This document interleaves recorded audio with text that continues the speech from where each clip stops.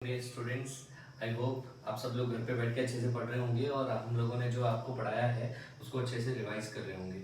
Solution chapter के अंदर हमने लास्ट मोलैलिटी तक देख लिया था। मोलैलिटी के ऊपर आपको न्यूमेरिकल क्वेश्चंस वगैरह जितने ज़्यादा हो सके उतना आपको प्रैक्टिस करना है, क्योंकि अगर आप जितने ज़्यादा से ज़्यादा क्वेश्चंस को प्रैक्टिस करेंगे उतना ज़्यादा आपका उस कंसेप्ट को लेकर के आपकी जो समझ है वो ज़्यादा डेवलप होती रहेगी। मोलैलिटी के बाद में अब हमारा नेक्स्ट टॉपिक है, दैट इज सॉल्युबिलिटी। सॉल्युबिलिटी जो है, सॉल्युबिलिटी किसे कहते हैं? किसी भी सॉल्यूशन के अंदर जो सॉल्यूट है उसके डिसॉल्व होने की जो प्रोसेस है उसको सॉल्युबिलिटी कहते हैं। जैसे सपोज करो कि मेरे पास में 1 लीटर पानी है, उसमें मैंने सॉल्ट डाला। सॉल्ट डालने के बाद में सॉल्ट जो है उस सॉल्ट की रिएक्शन किससे होगी? वाटर से होगी। और आप एक चीज जानते हैं कि कोई भी आयोनिक कंपाउंड होता है उनकी लैटिस एंथैल्पी होती है। क्या होती है? लैटिस एंथैल्पी होती है। कोई भी आयोनिक कंपाउंड होता है वो क्रिस्टल लैटिस बना करके रहते हैं, और ये क्रिस्टल लैटिस जो होते हैं, ये क्रिस्टल लैटिस जो है वो आयंस को आपस में कंबाइन करके रखते हैं।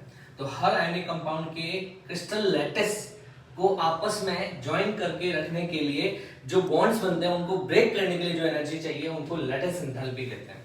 और आप किसी भी आयोनिक कंपाउंड को अगर पानी में डालते हैं तो कोई भी चीज जब पानी में डालते हैं तो पानी में डालने पर वो वाटर से रिएक्शन करती है, और वाटर से रिएक्शन करने पर जो एनर्जी रिलीज होती है उसको कहते हैं हाइड्रेशन एंथैल्पी।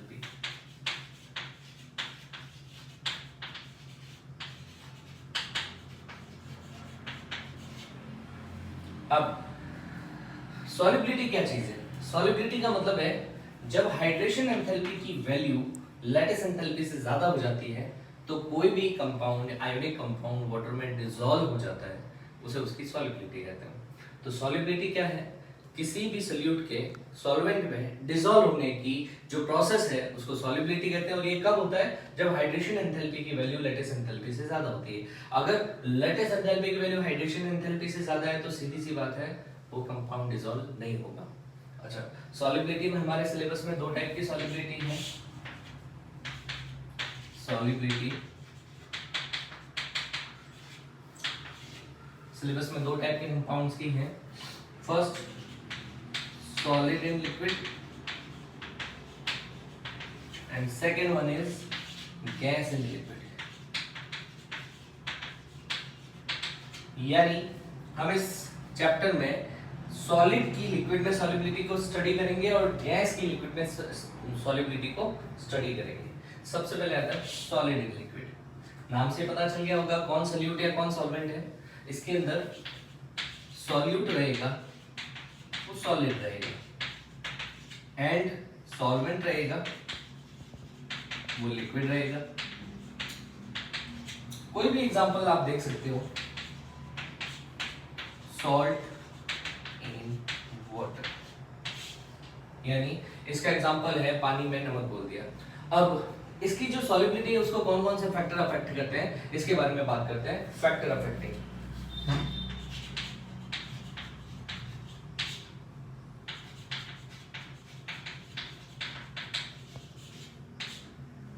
फैक्टर्स अफेक्टिंग जो सॉल्युबिलिटी को, यानी सॉलिड की लिक्विड में जो सॉल्युबिलिटी है उसको कौन कौन से फैक्टर अफेक्ट करते हैं। इसके फैक्टर अफेक्टिंग में फर्स्ट नंबर आता है दैट इज टेम्परेचर। आप सभी एक चीज जानते हो, जब किसी भी सॉलिड को लिक्विड में डिसॉल्व किया जाता है तो 2 टाइप की रिएक्शन होती है।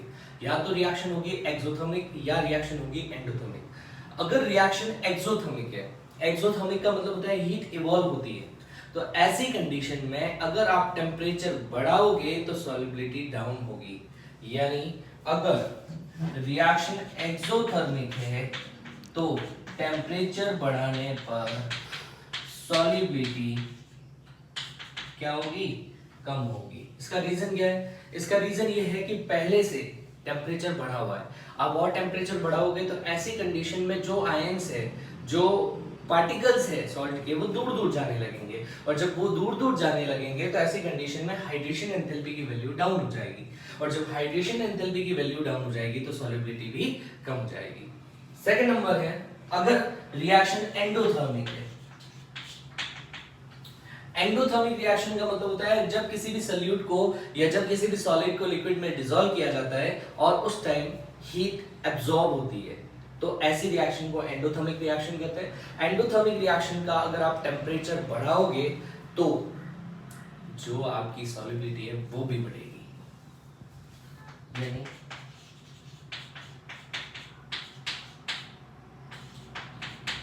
इसका अगर आप उल्टा करें, अगर टेम्परेचर कम करोगे तो सॉल्युबिलिटी भी कम होगी। इसका सिंपल सा एग्जांपल मैं आपको देता हूं। आप लोगों के घर में जब भी गेस्ट आते हैं, आप लोग नींबू पानी बनाते हैं, शिकंजी बनाते हैं या कुछ भी बनाते हैं, तो आपने देखा होगा कि जब आप गर्म पानी में नमक या शक्कर डालते हैं तो बहुत इजीली डिसॉल्व हो जाता है। और वही का वही जब आप ठंडे पानी में एकदम से आपने चिल्ड वाटर ले लिया, बर्फ का पानी ले लिया, और उस बर्फ के पानी में अब अगर आप शुगर डालोगे तो वो इजीली डिसॉल्व नहीं होती। इसका रीजन क्या है कि सॉल्ट का जो पानी में सोल्यूशन है वो एंडोथर्मिक रिएक्शन होती है। आपने देखा होगा कभी बीकर को हाथ लगा के देखना, ठंडा ठंडा फील होता है। ग्लूकोन डी को पानी में डालो, एकदम से ग्लास ठंडी हो जाती है। तो ये सारी रिएक्शन एंडोथर्मिक रिएक्शन है। गर्म पानी में ग्लूकोन डी इजीली घुलेगा, ठंडे पानी में इजीली नहीं घुलेगा। इसी तरह से गर्म पानी में शुगर शक्कर इजीली घुलेगी, ठंडे पानी में इजीली डिसॉल्व नहीं होगी। रीजन क्या है? Endothermic reaction. इसी तरह से आपने देखा होगा कि पानी में जब आप डिटर्जेंट डालते हैं, सर्फ डालते हैं कपड़े धोने के लिए, तो आप एक ट्राई करना अपने हाथ में थोड़ा सा मुट्ठी में सर्फ लेके उस मुट्ठी को बाल्टी में डालना, आपको अंदर से हीट फील होने लगती है। ये एक्सोथर्मिक रिएक्शन का एग्जांपल है। तो आपने देखा होगा ठंडे पानी में सर्फ डिटर्जेंट ज्यादा झाग देता है कंपैरेटिवली गर्म पानी के, क्योंकि रिएक्शन कौन सी है?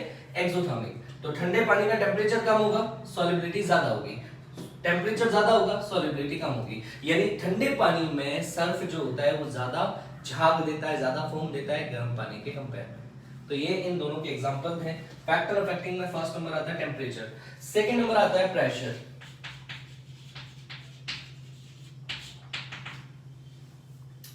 प्रेशर के अंदर आप एक चीज ध्यान रखिए, सॉल्यूट कौन है? जो सॉल्यूट होता है ना उसके ऊपर प्रेशर लगता है। सॉल्वेंट तो ऑलरेडी क्या है? लार्ज अमाउंट में है। तो सॉल्वेंट के साथ साथ सॉल्यूट के ऊपर प्रेशर का जो हमारा सॉल्युबिलिटी है वो डिपेंड करती है सॉल्यूट कौन है। इस सॉलिड इन लिक्विड सॉल्यूशन में हमारा सॉल्यूट कौन है? सॉलिड। और आपने फर्स्ट चैप्टर में पढ़ा था कि सॉलिड के जो पार्टिकल्स रहते हैं वो क्लोज पैक्ड रहते हैं, यानी सॉलिड के पार्टिकल्स बहुत पास पास रहते हैं। तो ऐसे में अगर मैं कितना भी इन पे प्रेशर अप्लाई कर दूं, वो उस मिनिमम डिस्टेंस से आगे नहीं जा पाएंगे, यानी एक दूसरे के अंदर वो नहीं जा पाएंगे। तो इसका मतलब ये है कि सॉलिड इन लिक्विड सॉल्यूशन पे आप चाहे कितना भी प्रेशर डाल दो, सॉल्युबिलिटी अफेक्ट नहीं होती है। No effect.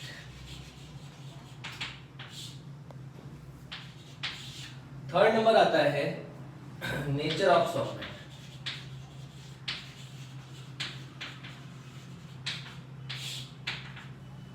Nature of solvent में मैं आपको क्लियर बता दूंगा। आपने पढ़ा होगा सॉल्वेंट दो टाइप के होते हैं, एक होता है पोलर सॉल्वेंट, एक होता है नॉन पोलर सॉल्वेंट। एक होता है आपका ऐसा सॉल्वेंट जिसके अंदर आपने एक चीज पढ़ी होगी, लाइक डिसॉल्व्स लाइक।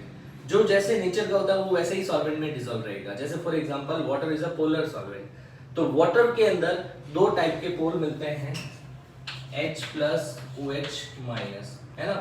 ये वाटर हमारा H2O पोलर है। तो इसमें अगर मैं NaCl डाल देता हूं तो Na+Cl- सेम हो गए, तो NaCl पानी में डिसॉल्व हो जाएगा। लेकिन अगर मैं यही का यही पानी में ऑयल डाल दूं तो वो डिसॉल्व नहीं होगा। क्यों नहीं होगा? क्योंकि जो ऑयल है वो नॉन पोलर है। तो ऐसे सॉल्वेंट जो पोलर नेचर के होते हैं वो अपने में कौन से?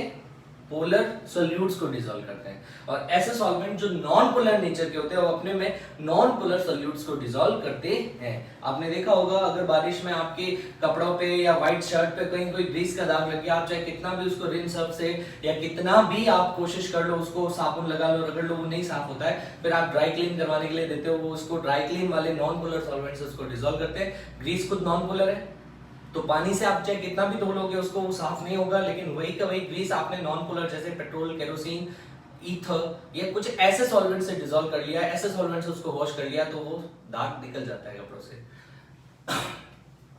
तो नेचर ऑफ सॉल्वेंट ये है। उसके बाद में अब हम बात करते हैं temperature, factor temperature, pressure, nature of solvent. हो गया।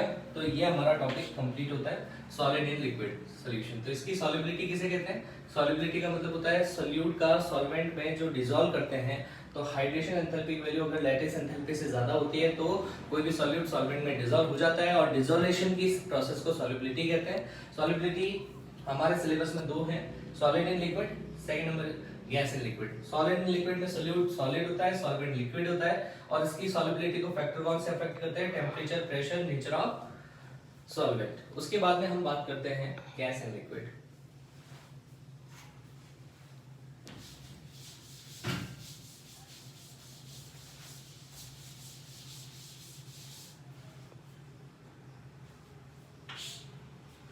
नाम से पता चल रहा है सॉल्यूट कौन होगा? गैस। सॉल्वेंट कौन होगा? लिक्विड। इसके एग्जांपल्स आपको पता ही होंगे। कोल्ड ड्रिंक्स सब पीते हैं, कोल्ड ड्रिंक्स में कौन सी गैस रहती है? कार्बन डाइऑक्साइड गैस रहती है, CO2 वाटर। हाँ जी। तो ये है हमारा solubility of gas in liquid. अब solubility of gas in liquid, इसको कौन कौन से फैक्टर अफेक्ट करते हैं देखते हैं।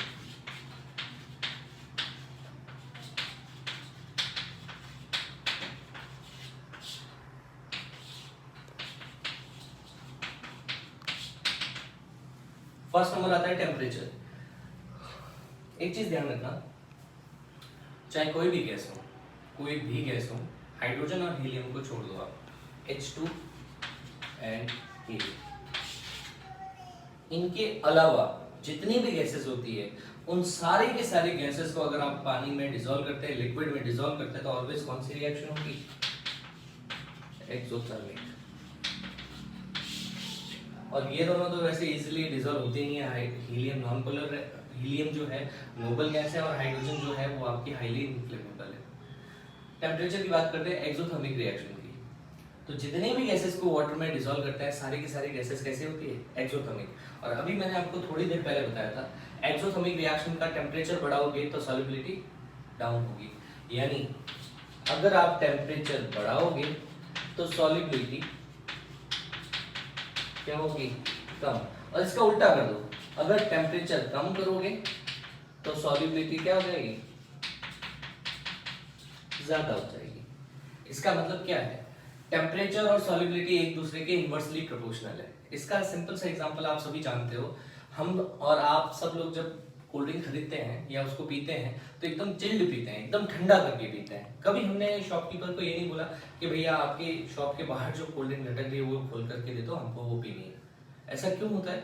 क्योंकि बाहर जो कोल्ड ड्रिंक्स रहती है वो उसका टेम्परेचर ज्यादा होता है, तो उसमें जो CO2 गैस है उसकी सॉल्युबिलिटी क्या रहेगी? कम रहेगी। यानी आप ढक्कन खोलोगे, खोलते ही वो सारे के सारे CO2 गैस बाहर निकल जाएगी। लेकिन वही का वही जो चिल्ड आपकी कोल्ड ड्रिंक्स रहती है, एकदम ठंडी कोल्ड ड्रिंक्स रहती है, उस ठंडी कोल्ड ड्रिंक का टेम्परेचर क्या रहता है? कम रहता है। तो ऐसी कंडीशन में उसमें जो गैस है उसकी सॉल्युबिलिटी क्या रहेगी? ज्यादा। तो ऐसे में हम जो कोल्ड ड्रिंक पियेंगे वो हमें टेस्टी लगती है। अगर वही का वही उसका टेम्परेचर बढ़ा दोगे तो सारी की सारी गैस इवॉल्व हो जाएगी। तो ध्यान रखना, कोई भी कोल्ड ड्रिंक्स हो, कोई भी गैस हो, उसकी सॉल्युबिलिटी जो रहती है वो हमेशा लो टेम्परेचर में ज्यादा रहती है। सोडा शिकंजी वाले भी जो होते हैं वो ठंडे पानी में CO2 गैस को डिसॉल्व करते हैं, गर्म पानी में नहीं करते हैं। अब सेकंड नंबर बात करते हैं प्रेशर।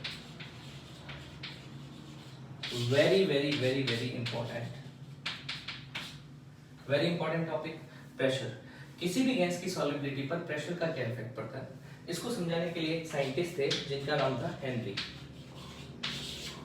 हेनरी ने एक लॉ दिया। हेनरी ने सबसे पहले गैस की सॉल्युबिलिटी पर प्रेशर के इफेक्ट को समझाया। उन्होंने कहा कि भाई आप तो एक तो क्या करो, टेम्परेचर को कर लो कांस्टेंट।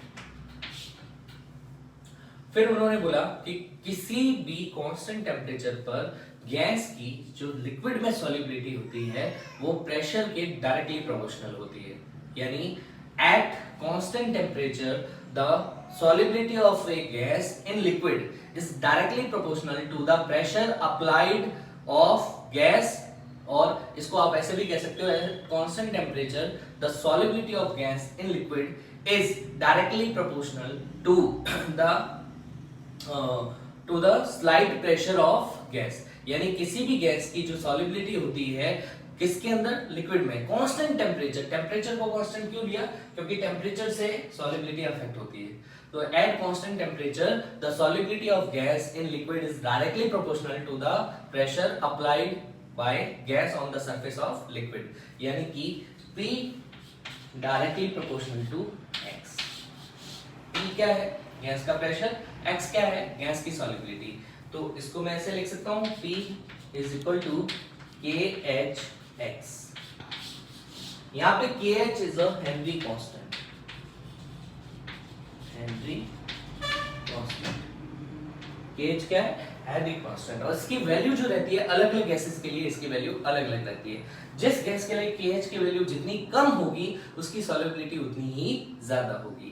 ठीक है, तो P is equal to KHX। अगर मैं P और X में ग्राफ खींचूं एट कांस्टेंट टेम्परेचर, यहां पे P ले लेता हूं मैं, यहां पे X ले लेता हूं, तो ग्राफ एकदम स्ट्रेट लाइन में आएगा और इसका जो स्लोप है वो KH को शो करेगा। ठीक है, आई होप आप समझ गए होंगे। तो हेनरी ने क्या बोला था? At constant temperature the solubility of a gas in liquid is directly proportional to the pressure of gas on the surface of liquid. Okay, अब हेनरी हमारी डेली लाइफ में इनके क्या क्या यूजेस हैं? हेनरी जो है हमारी डेली लाइफ में इसके क्या क्या एप्लीकेशन है हेनरी लॉ के, उसके बारे में बात करते हैं। Applications of Henry law.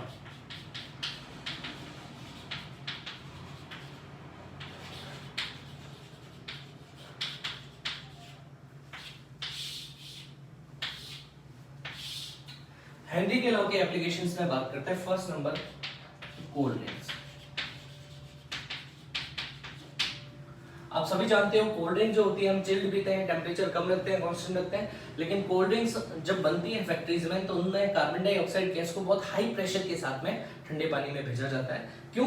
क्योंकि आप प्रेशर बढ़ाओगे तो CO2 गैस की सॉल्युबिलिटी भी बढ़ेगी। तो कोल्ड ड्रिंक्स में जो कार्बन डाइऑक्साइड गैस होती है उसको हाई प्रेशर के साथ करा जाता है।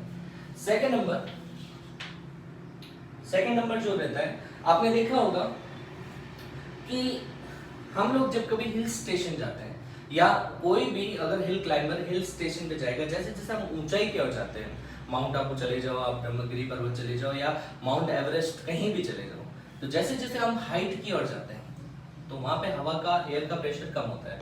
और एयर का प्रेशर कम होगा तो सीधी सी बात है P कम, प्रेशर कम है, तो ऐसे में ऑक्सीजन गैस की जो हमारे ब्लड में सॉल्युबिलिटी होगी X, वो भी कम होगी। इसका मतलब जैसे जैसे हम ऊंचाई की ओर जाते हैं हमारे ब्लड में ऑक्सीजन की सॉल्युबिलिटी कम होती जाती है। और जब हमारे ब्लड में ऑक्सीजन की सॉल्युबिलिटी कम होगी तो क्या होगा? हमारे सेल्स को ऑक्सीजन कम मिलेगी। और जब हमारे सेल्स को ऑक्सीजन कम मिलती है तो ऐसी कंडीशन में हमारे सोचने समझने की जो क्षमता है, हमारे सोचने समझने की जो पावर है वो कम होती जाती है और आदमी इंसान धीरे धीरे वीकनेस फील करने लगता है। ऐसे कंडीशन को बोलते हैं इनॉक्सिया।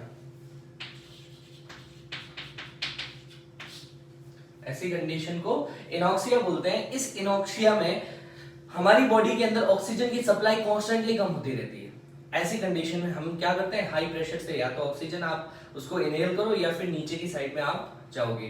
तो इससे क्या रहेगा? जैसे जैसे आप नीचे की ओर जाओगे प्रेशर बढ़ेगा, ब्लड के अंदर ऑक्सीजन की सॉल्युबिलिटी भी बढ़ेगी। तो ये हेनरी के लॉ को बिल्कुल फॉलो कर रहा है। प्रेशर कम होगा, सॉल्युबिलिटी कम होगी, प्रेशर ज्यादा होगा, सॉल्युबिलिटी ज्यादा होगी। थर्ड नंबर आता है बेंड्स।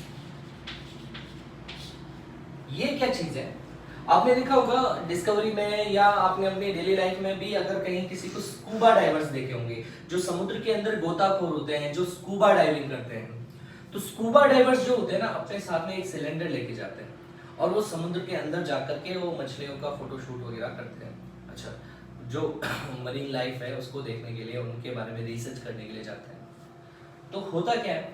स्कूबा डाइवर्स समुद्र के अंदर गए, अंदर जाने पर एक तो पानी का प्रेशर बहुत ज्यादा है और पानी का प्रेशर ज्यादा होगा तो ऐसे में वो जो सांस लेंगे, सांस के थ्रू जो ऑक्सीजन बॉडी में जाएगी, उस ऑक्सीजन, नॉट ओनली ऑक्सीजन, वो सांस में जो टैंक लेके जाते हैं वो उसमें एयर होती है। और आप जानते हो एयर में हमारे नाइट्रोजन, ऑक्सीजन, ये दो कंपोनेंट तो श्योरली रहते हैं।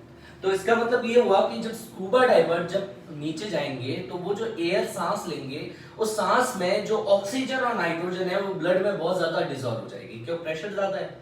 लेकिन वही स्कूबा डाइवर्स जब सरफेस पे आएगा तो प्रेशर कम होने के कारण जो उनके ब्लड में एक्सेस ऑक्सीजन घुली हुई थी, एक्सेस नाइट्रोजन घुली हुई थी, वो बाहर निकलने लगेगी। और जब वो एक्सेस ऑक्सीजन और नाइट्रोजन बाहर निकलने लगती है तो ये जो नाइट्रोजन है ना, ये नाइट्रोजन हमारी वेन्स में, हमारे ब्लड वेसल्स में जाकर के बबल्स के फॉर्म में इकट्ठा हो जाती है और उन वेन्स को ब्लॉक करना शुरू कर देती है। यानी बहुत ही दर्दनाक कंडीशन बनती है। इस कंडीशन को बोलते हैं बैंड्स। इतनी दर्दनाक कंडीशन होती है कि अगर इससे बचा नहीं गया तो स्कूबा डाइवर की डेथ हो सकती है, मौत हो सकती है उसकी। तो ऐसे में क्या करते हैं, स्कूबा डाइवर्स अपने साथ जो एयर का मिक्सचर ले जाते हैं उसमें हीलियम भी ऐड कर देते हैं। अब हीलियम ऐड करने से क्या होगा, हीलियम ऐड करने से नाइट्रोजन का परसेंटेज कंपोजिशन कम हो जाएगा। यानी जो आप लेके जा रहे हो गैस, उसके अंदर हीलियम ऐड करने से, एक तो हीलियम इनर्ट गैस है, दूसरा नाइट्रोजन का कंपोजिशन उतना कम कर दिया जाता है और हीलियम उतनी ऐड कर दी जाती है। अब क्या होगा, हीलियम इनर्ट गैस है, बॉडी से तो रिएक्शन करती नहीं है, जैसे ही वो सरफेस पे आएगा तो नाइट्रोजन का कंपोजिशन कम होने के कारण जो बबल्स बनेंगे वो कम मरेंगे और वो बबल्स को बहुत जल्दी रिकवर कर लिया जाता है। इस कंडीशन को बोलते हैं बैंड्स। तो हेनरी हमारी लाइफ में कहाँ कहाँ काम आता है, कोल्ड ड्रिंक्स में, इनॉक्सिया में, बैंड्स में, और इसके अलावा बहुत सारी जगहों पे हेनरी के का लॉ एप्लीकेबल है। तो आई होप आपको ये समझ में आ गया होगा solubility of gas in liquid और solubility of solid in liquid. तो यहाँ तक आपको समझना है अच्छे से और इसके एप्लीकेशंस, इसके जो क्वेश्चंस है वो ज्यादा से ज्यादा करने हैं। अगले टॉपिक में मैं आपको वेपर प्रेशर के बारे में बताऊंगा। अभी ये टॉपिक मैं इतना ही फिनिश करता हूँ, मैं आपको वन बाय वन एक एक टॉपिक के बारे में समझाता हूँ। Thank you.